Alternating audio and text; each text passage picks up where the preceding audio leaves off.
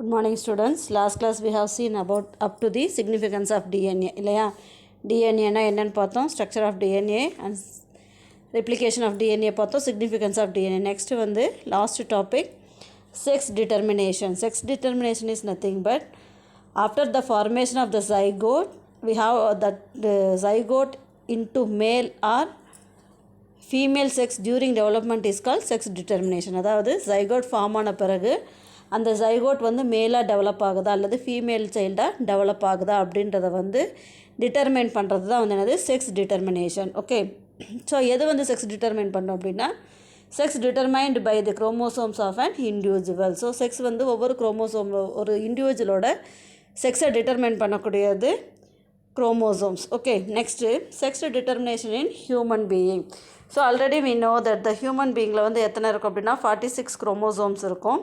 அதில் 24 chromosomes are autosomes plus 2 chromosomes are allosomes. So அந்த autosomes அப்படின்றது nothing but it determine the morphological characteristics. Okay, இது வந்து என்ன ஆகும் 23 பேர்ஸ் அப்படின்னு சொல்கிறோம். எப்பயுமே குரோமோசோம்ஸ் வந்து பேராக தான் இருக்குன்னு சொல்லியிருக்கோம் இல்லையா. ஸோ ஹியூமன் பீயிங்கில் வந்து 23 பேர்ஸ் ஆஃப் குரோமோசோம் இருக்கும். அதில் 22 பேர்ஸ் வந்து என்னவாக இருக்கும், ஆட்டோசோம்ஸாக இருக்கும். Only 1 pair will be the allosomes. That அல்லோசோம்ஸில் இருக்கக்கூடிய குரோமோசோம் தான் வந்து it determine the sexual characteristics of human being or birth after the birth of the child. After the birth of the child, during the development of zygote, it determine the sexual character, sex, whether it is male or female. Okay, so the female gametes or the eggs formed are similar in their chromosome type 22 plus XX. Therefore human females are homogametic. So இதில் வந்து பார்த்தீங்க அப்படின்னா 1 pair of chromosomes are, so 44ல் வந்து 44 autosomes, அதில் வந்து எந்த சேஞ்சஸும் கிடையாது. 2 குரோமோசோம்ஸ் இருக்கு இல்லையா, அந்த 1 பேர் ஆஃப் குரோமோசோம்ஸில் வந்து 22 குரோமோசோம்ஸ் 22வாக இது பிரியும். இது வந்து 2ஆக பிரிஞ்சு 22 இருக்கும். ஓகேவா, அது 22 + 22 + XX அண்டு 22 + XY அப்படின்ட்டுருக்கும். இங்கே வந்து XX அப்படின்றது the same chromosomes genes இருந்தால் அது வந்து homogametic அப்படின்னு பேர். அதாவது homogametic அப்படின்னா there is no both the genome அதாவது genetical pair will be the same characters. அதுவாக இருந்தது அப்படின்னா அது வந்து homogametic. ஸோ இப்போ 20 இது வந்து இங்கே வந்து XX அப்படின்றது ஃபீமேலையும் XY அப்படின்றது மேலையும் டிட்டர்மினேஷன் பண்ணும். ஓகேவா, ஸோ நம்மளுக்கு ஏற்கனவே வந்து என்ன தெரியும், நம்மளுக்கு மோனோ ஹைப்ரிட் கிராஸ் தெரியும், டை ஹைப்ரிட் கிராஸ் தெரியும். இப்போ இது வந்து 46 குரோமோசோம் என்னவா பிரியும், 22 + XX 22 + XY அப்படின்னு 2 பேர் ஆஃப் குரோமோசோம்ஸாக பிரியும். ஓகேவா, ஸோ இப்போ வந்து இதில் வந்து மேல் கேமெட், அதாவது 22 + XX அப்படி இருந்ததுன்னா ஃபீமேல் கேமெட்டாக இருக்கும். XS குரோமோசோம் அப்படின்றது ஃபீமேலையும் XY அப்படின்றது மேலையும் டினோட் பண்ணும். ஓகேவா, ஸோ அப்போ அந்த XX ப்ளஸ் பாடி குரோமோசோம் 22 அதுதான் வந்து 23. 46 அப்படின்னாக்குள்ள 23 இருக்கும் இல்லையா. அப்போ வந்து 22 ஆட்டோசோம்ஸ் ப்ளஸ் XX அப்படின்றது அல்லோசோம். So that will B determine the female gamete. இங்கே வந்து XX ஒரே கேரக்டர்ஸ் இருக்கிறனால ஹோமோகேமெட்டிக். The male gametes are sperms produced are the 2 types. They are produced in the equal proportion. The sperm bearing 22X chromosome and the 22Y chromosome. The human males are called heterogenetic. Why அப்படின்னா XY, அதாவது இப்போ நம்ம அந்த 46 chromosome வந்து இங்கே mono hybrid கிளாஸில் வந்து போட்டு காமிச்சிருக்காங்க பாருங்கள். பேரன்ஷியல் அப்படின்னாக்குள்ளார சிஹியா, அதாவது ஓவம் 44 + XX மதர்ட்டையும் 44 + XY ஃபாதர்ட்டையும் இருக்குது. ஓகேவா, இது வந்து கேமெட்ஸ், அது டோட்டல் நம்பர் ஆஃப் குரோமோசோம்ஸ். இதில் வந்து எப்படி கேமெட்ஸ் ஃபார்ம் ஆகும் அப்படின்னா 22 + X 22 + X, இங்கே வந்து 22 + X 22 + Y. இது வந்து என்னது ஹெட்ரோகேமெட்டிக், இது வந்து ஹோமோகேமெட்டிக். ஸோ இப்போ இது ரெண்டும் மோனோ ஹைப்ரிட் கிராஸ் நம்மளுக்கு தெரியும் இல்லையா. ஸோ இந்த 22Xம் இந்த 22Xம் சேர்ந்தும் பொழுது 44XX என்ன சைல்டு உருவாகும், ஃபீமேல் சைல்டு உருவாகும். ஓகேவா, தென் 22X + 22Y என்னாகும், ஃபியூஸ் ஆகி 44 + XY இருந்தது அப்படின்னா XY அப்படின்றது த டிட்டர்மினேஷன் ஆஃப் மேல், அது வந்து மேல் சைல்டு ஃபார்ம் ஆகும். ஓகேவா? ஸோ இதுதான் வந்து என்னது sexual determination in human being. Okay, how you understood? அதுதான் உங்களுக்கு தியரியாக கொடுத்துருக்குறாங்க. ஓகேவா? தென் ஸோ இங்கே புன்னட் ஸ்கொயரில் போட்டு காமிச்சிருக்காங்க பாருங்கள் உங்களுக்கு. XX அப்படின்றது வந்து ஸோ இது எல்லாமே வந்து என்னவாக இருக்கும், ஃபீமேலாகவும் இது ரெண்டும் மேல் சைல்டாகவும் உருவாகும். ஓகேவா? நெக்ஸ்ட் வந்து மியூட்டேஷன் அப்படின்றது nothing but the sudden changes. Mutation அப்படின்ற டேர்மை வந்து இந்த குரோமோசோமோட நம்பர்லையோ அல்லது the sudden changes occurring in the number of chromosome or structure of chromosomes are called mutation. Okay, so குரோமோசோம்களுடைய அமைப்பிலோ அல்லது அதனுடைய எண்ணிக்கையிலோ மாறுதல்கள் திடீரென ஏற்படக்கூடிய மாற்றம் தான் திடீர் மாற்றம். மியூட்டேஷன் அப்படின்னா தமிழ் என்ன, திடீர் மாற்றம் அப்படின்னு பேர். அதை முதல்ல வந்து அந்த டேர்மை இன்ட்ரடியூஸ் பண்ணது Hugo de Vries. Who is that? Hugo de Vries அப்படின்றவர் 1901 he observed phenotypic changes in the evening primrose plant Oenothera lamarckiana. What is that? Oenothera lamarckiana. Evening primrose அப்படின்றது 4 o'clock பிளான்ட் அப்படின்வாங்க. அதாவது ஈவினிங்கில் மட்டும்தான் அது பூக்கக்கூடியது. ஸோ அந்த பிளான்ட்டில் வந்து சடன் சேஞ்சஸை வந்து பார்த்தார். யார் பார்த்தாரு? ஹியூகோ டிவ்ரீஸ் அப்படின்றவர். ஓகேவா? So mutation is an inheritable sudden change in the genetic material of an organism. Mutations are classified into 2 main types, namely chromosomal mutations and gene mutation.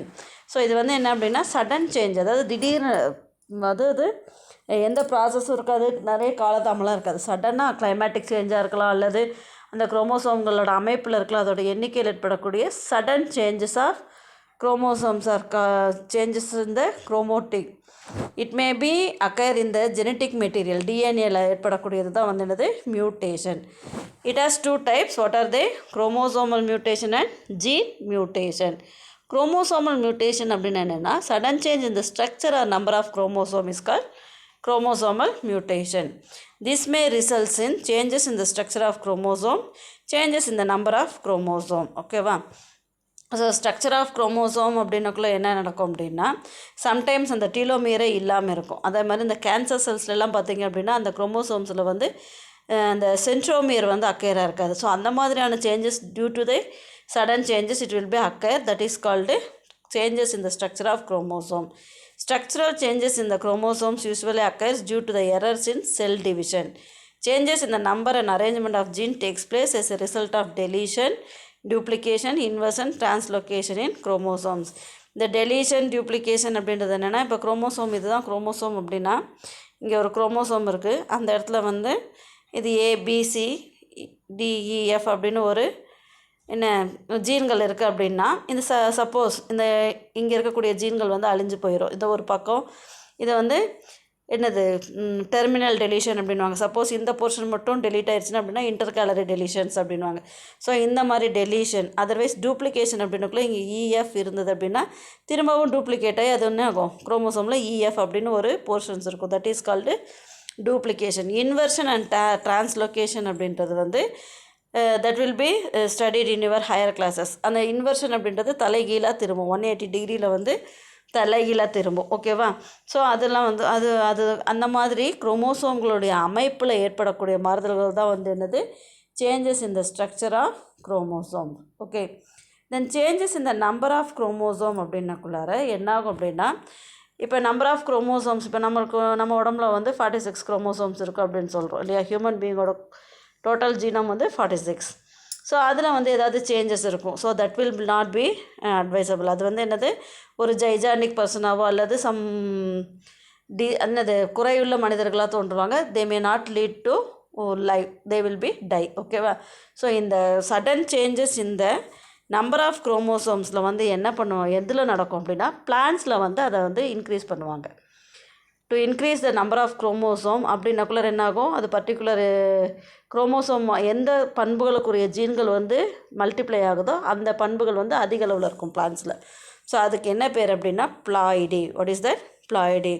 They involve addition or deletion in the number of chromosomes present in a cell. This is called ploidy. ஓகேவா? there are two types of ploidy. இந்த ploidy question is important question. there are two types of ploidy, euploidy and aneuploidy. euploidy அப்படின்னா என்னென்னா, it is the condition in which the individual bears more than the usual number of diploid chromosome. If an individual has 3 haploid sets of chromosome, the condition is triploidy. அதாவது எப்பயுமே chromosomes வந்து 2n ரேஞ்சில் தான் இருக்கும் இல்லையா? So அந்த குரோமோசோம்ஸில் வந்து 1 or 2 chromosomes add ஆகிறதுக்கு பேர் தான் வந்து என்னது யூப்ளாய்டு. இப்போ இங்கே 2n + 1 அப்படின்றது தான். அப்போ என்னவாகும்? இதுக்கு பேர் என்னது? ட்ரிப்ளாய்டு. டிப்ளாய்டோட ஒரு ஒன்று சேர்ந்ததுன்னா ட்ரிப்ளாய்டு. 2n + 2 அப்படின்னா டெட்ராப்ளாய்டு அந்த மாதிரி இருக்கும். ஓகேவா? Triploid plants and animals are typically sterile. So இந்த ட்ரிப்ளாய்டு பிளான்ட்ஸ் வந்து எப்படி இருக்கும்னா ஸ்டிரைல் கண்டிஷன்ஸில் இருக்கும், அதாவது வளமையானதாக இருக்காது. So if it has 4 haploid sets of chromosome, the condition is called tetraploidy. Tetraploid plants are advantageous as they often result in increased fruit and flower size. அதாவது ஒரு சில பழங்கள் அல்லது பூக்கள் எல்லாம் பார்த்தீங்க அப்படின்னா அதோட சைஸோட அப்நார்மல் சைஸில் பெருசாக இருக்கும் இல்லையா? அந்த மாதிரி பெருசாக சைஸில் இருக்கக்கூடியதை வந்து என்ன, அது மாதிரி அதோட சைஸை வந்து பெருசாக்குறதுனால என்ன லாபம் நம்மளுக்கு அப்படின்னா எக்கனாமிக்கலாக வந்து இட் வில் பி வேல்யூபிளாக இருக்கும் இல்லையா? ஸோ இப்போ ரோஸ் பிளான்ட்டை பார்த்தீங்க அப்படின்னா அந்த கார்டன்லலாம் இருக்கிறது பார்த்திங்கன்னா எக்ஸ்ட்ரா ஒரு பெரிய ரோஸ், லோட்டஸ் சைஸ்க்கெல்லாம் ரோஸ் இருக்கும். அதே மாதிரி பூசணிக்காய், இந்த காய்கறிகள், பழங்கள்லாம் பார்த்திங்கன்னா அதோட அளவில் ரொம்ப பெருசாக இருக்கும். ஸோ அதெல்லாம் எப்படி பண்ணுவாங்க அப்படின்னா இந்த மாதிரி குரோமோசோம்ஸ் நம்பரை இன்க்ரீஸ் பண்ணி ப்ளாய்டி மூலமாக உருவாக்கக்கூடியது. ஓகேவா? ஸோ யூப்ளாய்டி அப்படின்றது என்னென்னா அடிஷன் ஆஃப் 1 or 2 குரோமோசோம்ஸ் இந்த diploid set of chromosome. Diploid அப்படின்னாவே என்ன, குரோமோசோம் எப்பயுமே 2n தான் இருக்கும். அதோட ஒரு chromosome one set of chromosomes இருந்தால் ட்ரிப்ளாய்டு, 2 செட் ஆஃப் குரோமோசோம்ஸ் இருந்தால் டெட்ராப்ளாய்டு. ஓகே, ட்ரிப்ளாய்டு கண்டிஷனில் இருக்கக்கூடியது எப்பயுமே ஸ்டிரைலாக தான் இருக்கும். ஸ்டிரைல்னால் என்ன, மலட்டுத்தன்மையாக இருக்கும். டெட்ராப்ளாய்டு குரோமோசோம்ஸ் வந்து இந்த ப்ளாய்டி மூலமாக என்ன பண்ணுவாங்க அப்படின்னா economic valuable products will be produced by the tetraploid chromosomes. Okay, then aneuploid அப்படின்றது என்னென்னா அங்கே வந்து என்ன பண்ணோம், அடிஷன் ஆஃப் குரோமோசோம்ஸ், இங்கே வந்து லாஸ் ஆஃப் குரோமோசோம். அதாவது 2n குரோமோசோம்ஸில் ஒரு குரோமோசோம் இழந்தாலோ அல்லது 2n குரோமோசோம்ஸில் 2 குரோமோசோம் இழக்கிறதோ தான் வந்து அடிஷன் ஆஃப் குரோமோசோம். ஸோ இங்கே வந்து என்ன அப்படின்னா 2n அப்படின்றது டிப்ளாய்டு. டிப்ளாய்டில் வந்து 1 செட் ஆஃப் குரோமோசோம்ஸ் வந்து டிக்ரீஸ் ஆச்சு அப்படின்னா என்ன ஆகும், ஹாப்ளாய்டு குரோமோசோம்ஸ் உருவாகும். மோனோசோமி, அதுக்கு பேர் என்ன, mono means what, single. So நல்லா இது ஞாபகம் வச்சுக்கோங்க. இங்கே பாரு,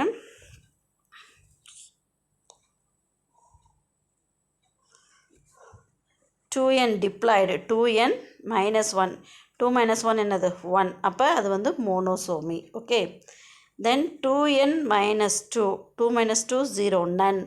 So that is called nullisomy. Okay, have you understood? So aneuploid அப்படின்றது loss of chromosome in a diploid chromosome, அதுதான் வந்து aneuploid.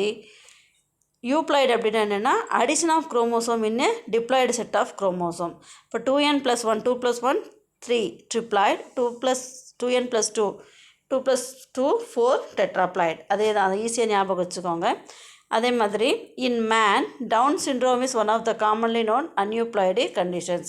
ஸோ டவுன் சிண்ட்ரோம் அப்படின்ற ஒரு வகையான நோய் வந்து மனிதர்களில் காணப்படக்கூடிய அன்யூப்ளாய்டு கண்டிஷன். அன்யூப்ளாய்டு அப்படின்னா என்ன சொன்னோம், less or loss or gain of 1 more chromosome in a set இல்லையா?